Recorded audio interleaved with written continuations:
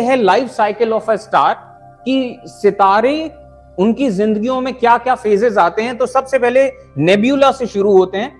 जो normal level के या नॉर्मल साइज के जो तारे हैं, वो जब यहां न्यूक्लियर फ्यूजन शुरू होता है, मेन सीक्वेंस में आते हैं, तो ये कन्वर्ट होते हैं रेड जायंट में। और रेड जायंट से कोलैप्स जब करते हैं तो ये बनता है प्लैनेटरी नेब्यूला, और फिर एक व्हाइट ड्वार्फ बन के रह जाते हैं ये तारे जब अपनी लाइफ कंप्लीट कर लेते हैं। और व्हाइट ड्वार्फ भी आगे के बहुत लाखों करोड़ों सालों के बाद वो ब्लैक ड्वार्फ में बदल जाता है।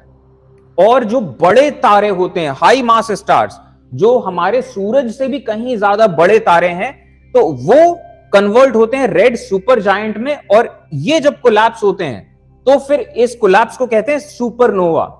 इस सुपरनोवा में जो बहुत ही बड़े तारे हैं, जब ये कोलैप्स करते हैं तो ये बनते हैं फिर न्यूट्रॉन स्टार्स। न्यूट्रॉन स्टार्स इस तरीके से बनते हैं कि प्रोटॉन्स और ये इलेक्ट्रॉन्स मर्ज कर जाते हैं। इतना ज्यादा प्रेशर होता है जब ये सितारे कोलैप्स करते हैं, बड़े तारे, कि वो न्यूट्रॉन्स बन के रह जाते हैं। तो न्यूट्रॉन स्टार, इनको पल्सर्स भी कहते हैं। और जो और भी बड़े साइज के तारे हैं, जब वो कोलैप्स करते हैं सुपरनोवा के बाद, तो ये समझ लीजिए जो स्पेस टाइम का फैब्रिक है वो एक तरीके से फट जाता है। और ये स्पेस टाइम का फैब्रिक जब फट सा जाता है एक तरीके से, तो बनते हैं ब्लैक होल्स। यानी कि इन ब्लैक होल्स से अब जो भी मास है वो कन्वर्ट हो रहा है एनर्जी में, वो सिंगुलैरिटी की तरफ जा रहा है। तो ये लाइफ साइकिल होता है स्टार्स का। डिपेंड करता है कि स्टार का साइज क्या है। तो जो छोटे सितारे हैं वो इस तरीके से रेड जायंट बनते हैं, फिर व्हाइट ड्वार्फ बनते हैं। जो और बड़े तारे हैं वो रेड सुपर जायंट, सुपरनोवा और न्यूट्रॉन स्टार बनते हैं। जो उससे भी बड़े तारे हैं, जो सबसे बड़े साइज के, वो सुपरनोवा के बाद ब्लैक होल में कन्वर्ट होते हैं। तो ये लाइफ साइकिल है स्टार का।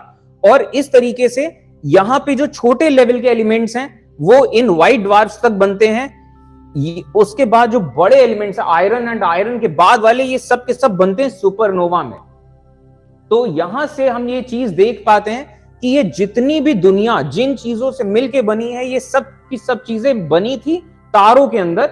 और इस वजह से अगर हम अपने ह्यूमन बॉडीज को देखें तो हमारे ह्यूमन बॉडीज भी जिन अलग अलग चीजों से मिलके बने हैं, कार्बन, ऑक्सीजन, नाइट्रोजन, ये तमाम सब चीजें, ये सब सितारों के अंदर बने थे।